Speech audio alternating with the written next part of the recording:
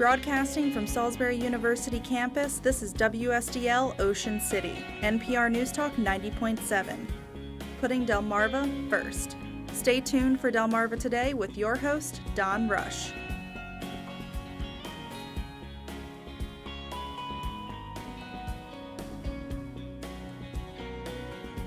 The latest storms across the nation have left at least 8 people dead. Welcome to Delmarva Today. This is Don Rush. As we mark Earth Day next week, hurricanes, heavy rains, floods, along with drought and raging fires appear to be the norm in the 21st century. Indeed, it looks like climate change is fast approaching with something that is far more noticeable each year. So what does the future look like? Author Paul Briggs, in his new novel, Altered Seasons, Monsoonrise, attempts to peer into what may lie ahead for the planet and future generations, and he joins us this morning in the studio. Welcome to the program. Thank you for having me here. So what inspired you, by the way, first of all, to write a book, and it looks like it's going to be actually a series of novels, looking at climate change through the eyes of various characters at various stages in terms of society? Well, it started as a speculation for another novel I was writing, or a series of novels set partly in the future. I sort of speculated as to what changes might happen, and then I realized those changes might make an interesting story in themselves. I wrote up another version of it, which I put it on a writer's website, and it was popular, and then I posted on the completed version on my own website, and a publisher saw it. Ron Souter of Sequent Publishing suggested that I turn it into a complete novel. So I thought about how it would look from the point of view of various characters at various positions, seeing the whole thing from various angles, and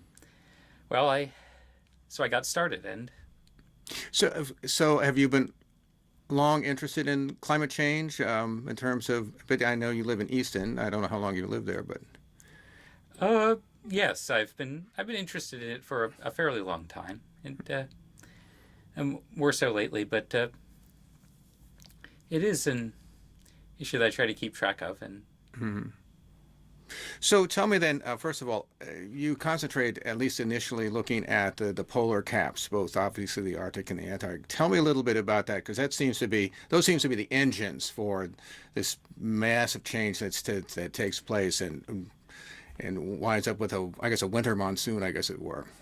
Oh yes, it starts with the sea ice in the Arctic Ocean. One summer, it drops to zero. Basically, the ocean is completely ice-free, and of course, it freezes over again in the winter. But it's not nearly as thick, which means it melts even faster the next year, and the ocean is exposed to the sun for longer, which means it's warmer, which means it takes longer to cool down. The ice cap is even smaller next year. It's sort of a feedback loop, and until for a fairly large portion of the summer, the Arctic Ocean is under a total sunlight, which in turn, and since sunlight absorbs a lot more, that is to say, the ocean absorbs more sunlight than ice, which is very bright and reflective. And since obviously the Arctic Ocean gets 24-hour sunlight in the summer, it gets unexpectedly warm and creates these massive, huge, floods basically that go in various places during the fall, and that was sort of the idea. I showed it to some people online who knew a little more about the science than I did, and they didn't say it was accurate, but they didn't say I'd made any major mistakes either. They're real scientists. They don't like to speculate as freely as authors do. Right. So as this ice melts, then what do you see happening then, particularly with Canada and northern the United States? Because you get what you call these northern monsoons. Yes, they well, they get these first massive floods during the fall, and also much heavier snowfall during the winter, which of course all melts in the spring and creates, a second series of floods. And because the infrastructure isn't really built to handle that much rainfall and that much snowfall, you get the same sort of problem that you saw in Houston during Hurricane Harvey, where they suddenly got like 5 feet of rain, and it's an example of like why climate change is guaranteed to be a problem, because everything we have built, like all the crops we grow, where we put our cities, all of it is built on the assumption that things will stay more or less as they are within a certain range, especially sea level. Right. Yeah. So, and there's a plan at one point, the Norfolk plan, to protect the coast, I guess it is, amongst other things. Tell me a little bit about that. And I guess there's a conflict because there are some people just don't want to give up their seashore homes, I guess. Mm-hmm. Well, the plan is basically to to spot certain areas that are both valuable and protectable, and build seawalls to protect them from storm surges. And that's supposed to protect them for at least the next 50 years, and which would give later generations time to see what's happening and what's changed and come up with a new plan. And now there's all sorts of reasons why they can't just protect everything. I mean, there's places like the two examples they cite were Miami and New Orleans, both of which are big cities we don't want to lose, but neither one of which we can protect, because Miami is built on limestone, which is porous. You build a seawall and the ocean just goes right under it. New Orleans and everything around it is built on silt. And silt, you put anything heavy on it, it compacts. So you put a wall on it, it will sink. And then so basically doing any sort of plan means a kind of triage. Okay, what's safe, what needs protecting, and what should we just write off right now? And deciding that is actually the easy part. The hard part is going to people and saying, okay, here's what we got to do, and having everyone saying, I mean, we're talking about, because even though the sea level is rising very slowly, mortgages are planned to sell like 20, 30 years down the road. So if people see the value of their house dropping to zero because it could be wiped out at any time, I mean... Right, and you have this sort of ripple effect. You talk about blue lining by the banks. Mm-hmm. That seems to have this social implication. Some people, and I think a couple of individuals actually lose it. Yes, it's... I mean, I sort of try to look at it from a banker's point of view. Like, do you want to risk being stuck with a property that's going to go down to zero? Or do you just, just write off and basically say, look, here's the deed, but don't come back and try to take out a second mortgage on it. We won't take it.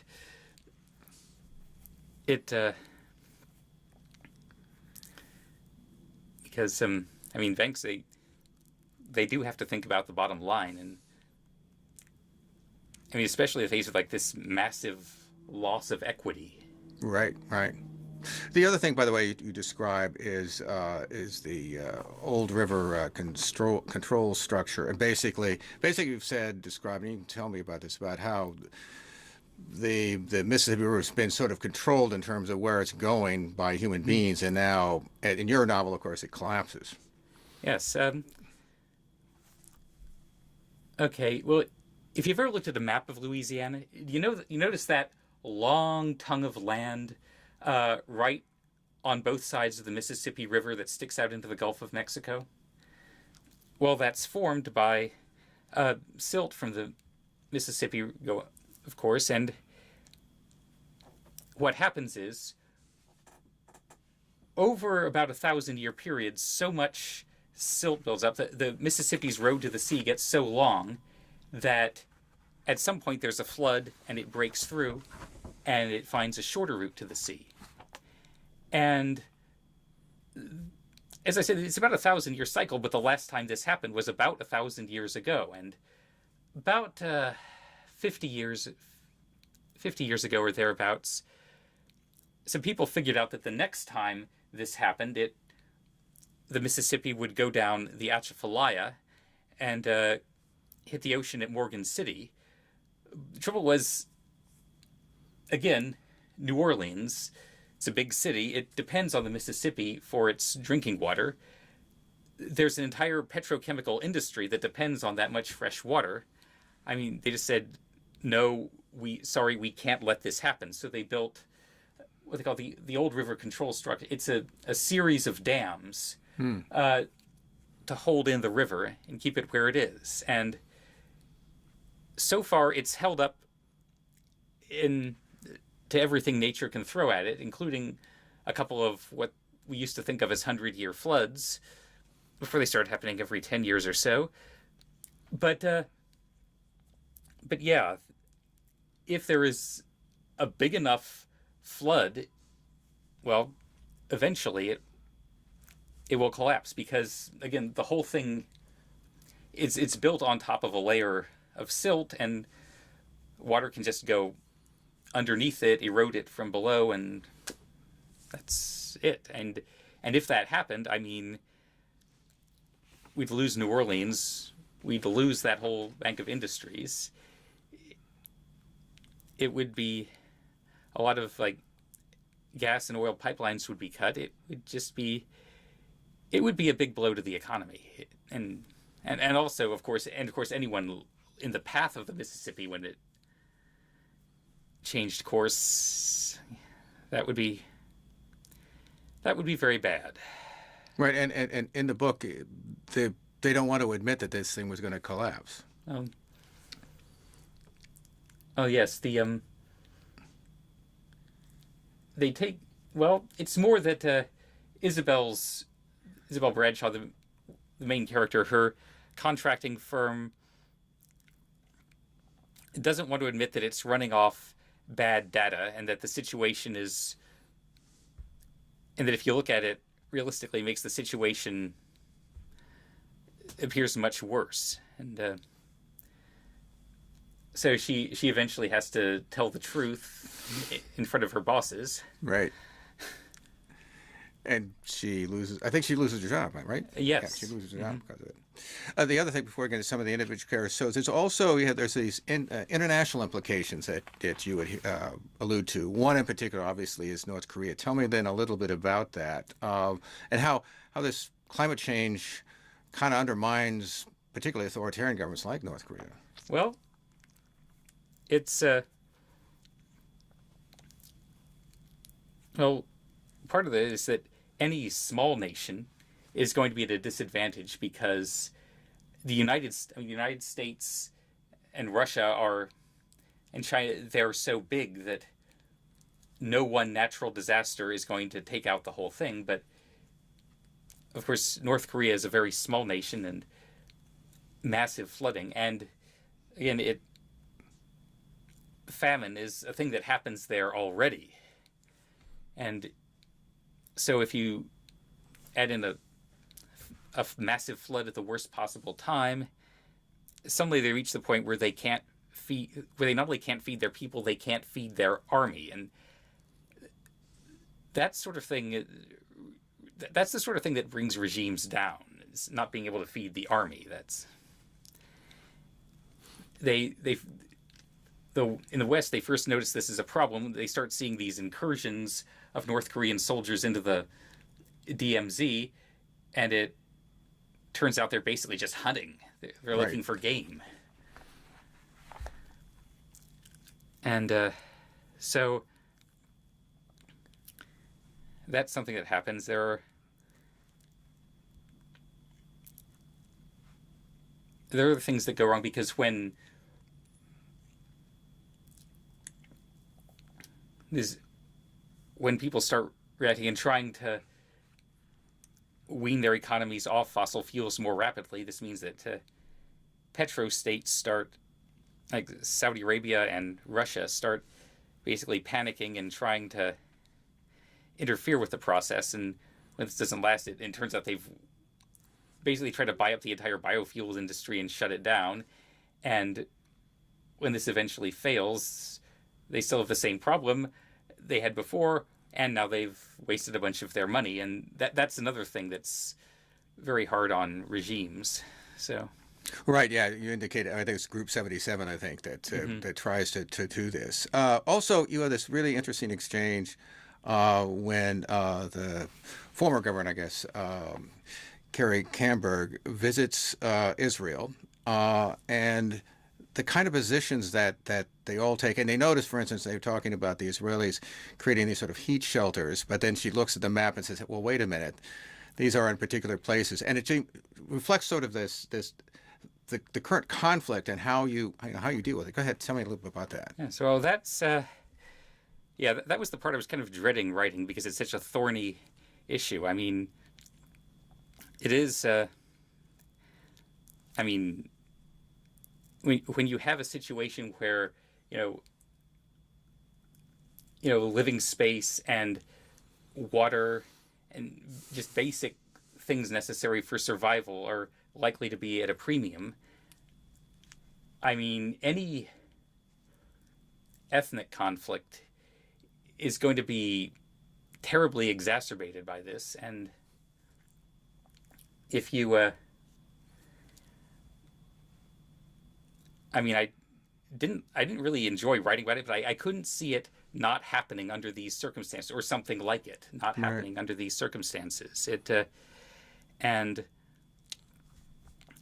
I mean, the whole issue is, it's already such a mess. I mean, like my personal sympathies, if you're curious, are just pick a border and stick with it already. Right. Like, I get that there's two sides with claims and reasons to be here, but just pick a line. Right. That's kind of all I want to say on the Mideast. Okay, so tell me then a little bit about Isabella Bradshaw and her family, and how did you? I mean, I assume it's sort of close to home because her family comes from the Eastern Shore. Well, yeah. I mean, I knew that I was going to need at least a character from the Eastern Shore, preferably more than one, and I also was going to need like someone who was both affected by the problem and understood the problem. So I figured, like an engineer and meteorologist who grew up on the bay. And I was also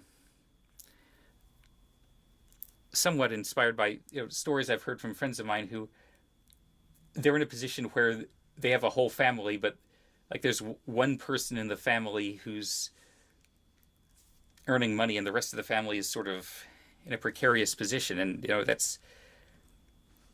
there's people in that position today, but then you disrupt the economy, you disrupt the climate, and things could, and there could be a lot more people like that. And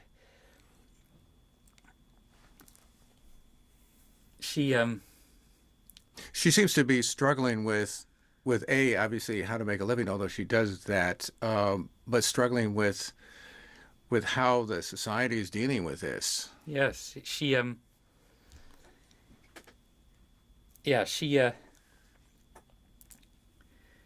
a lot. How do I put this? She's not some. She's someone who has a lot of skills, but at the same time, she's competing with a lot of other people in the same field. And so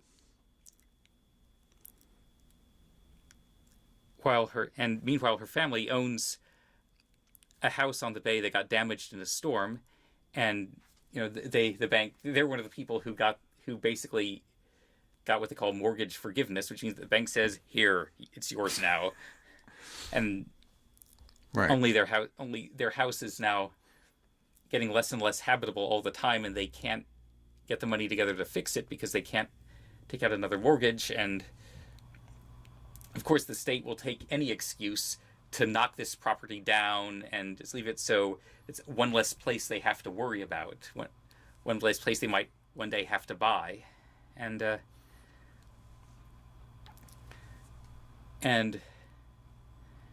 so,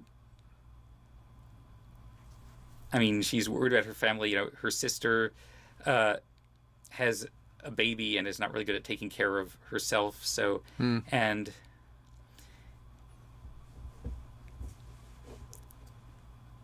Isabel, she prides herself on her independence, but at the same time, she really feels these ties to these people. And you also seem to describe the sort of, I mean, eventually they have to leave, but it's sort of like everything begins to disappear. I mean, Smith Island, for example, gets evacuated. I mean, you seem to paint this picture of the shore, where we live, is disappearing in front of our eyes, including an old way of life. I mean, because he's a waterman. I mean, her father's a waterman. Yes, I mean, well, I mean, except for being a waterman, I mean, it's still viable, except for the occasional algae bloom or such. But Right. But anytime you reduce like property values like that, I mean, think what that does to schools. You know, schools run on property taxes. If there's no money for schools, you know, teachers don't want to work there. If the schools are bad, you know, that no one wants to live there. Things go down even further. You know, anything else that depends on property taxes. I mean, the budget for roads. I mean, it's kind of it's another like feedback loop. It's kind of a vicious circle. So yeah, it was another thing I did not enjoy writing about was writing about this area being slowly Disappearing, I guess. disappearing. Yeah. I mean, even the like the nice old colonial houses you see up everywhere really. I mean, Yeah. I mean you got a nice old house that's well worth living in, but too close to the water. You've got like some rich person who wants to replace their collapsing Audie's McMansion. You got people who know how to basically lift the whole house and move it. So, I mean, it's not anything I would want to see happen, but I kept picturing it happening and not being able to say why it wouldn't. You also take a look at sort of the conservative response. I mean, you have the president, Henry Pratt. He's actually a conservative Republican, and you have a talk show host, Walter Yushak, who he might not deny climate change, but now he's got another line. Almost pressed to saying, well, about freedom. I think at one point he's talking to someone. He says, talking about the government. He says they like nothing better than to declare a state of emergency that lasts for the rest of our lives. And thanks to climate change, that's pretty much what we've got. There's this problem that certainly as a talk show he has, but also Pratt, who's this administrator who's got to be responsible for things. He's got conservative instincts on the one hand, but he's got a problem dealing with all of it on the other. Yeah, he's well, Henry Pratt. I mean, I mean, I myself, I mean, normally in fiction, in political fiction, writers try to write about Democrats and Republicans like they're interchangeable because that makes sure that both parties will want to buy your book. Right. I don't think that's doable anymore. I mean. But I kind of, Henry Pratt is sort of, he's almost a steelman Republican, if you like. That is, he's the kind of, he's very old school. I almost modeled him after George H.W. Bush. But he sort of became his own character, and he is very competent in his own way. But he is always kind of, I mean, anyone would be taken by surprise by the scale of the disasters, and he never knows quite how to respond to them. But he is very good at doing other things. And in the case of Walter Yushak, I mean, he is he is a principled libertarian. I mean, Right. the line that sums him up is, "I'm more afraid of the government than I am of the weather," which, if you look at history as it's happened so far, is reasonable. But Right. it's and but on some level, he knows that what he's saying, that it's purely a natural phenomenon, is not true. But the problem is, he needs it. He needs to be true, or to act like it's true, because otherwise, I mean, he has no reason not to say, okay, we can do something about this, we need to do something about this, and that opens up possibilities that he just doesn't want to face. I mean, he would rather be at the mercy of natural disasters than... One of the things that struck me about the book is there were certain elements that reminded me of the Grapes of Wrath. For example, you talk about the camps, right? And there's a quote about someone's talking to someone else and saying, "This is not a concentration camp. I don't care what the news told you. Seriously, look around. You see any guard towers, or guards for that matter, machine guns, big mean dogs. Of course, most people can't escape, and the picture that you paint is very dire in terms of the kind of living conditions. On the other hand, in between all the various chapters, you have this description of the weather. So I'm going to just do a little here where it says, talking about the permafrost, and you say, gradually and inevitably, the permafrost began to melt like ice cubes dropped into a glass of water. It cracked as bubbles of gas within it expanded from the relative warmth. Water trickled into the cracks, speeding the melting, and whenever the permafrost melted, the frozen vegetation that had been trapped within it for up to 100,000 years thawed out and began to decay, releasing carbon dioxide and methane. In the Grapes of Wrath, in between various chapters, he would describe what happened to the land. I mean, I don't know if that was necessarily something that you necessarily specifically drew on, but I was really struck by that.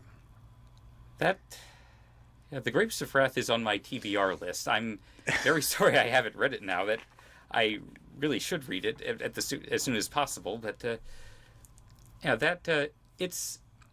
is something I've seen elsewhere. And have you ever read any of George Stewart's? No. Well, he did something similar in writing Storm and Earth Abides. Storm is about a very large storm that hits California. And he describes the storm and its effects, and he goes into the flood management system that California uses, and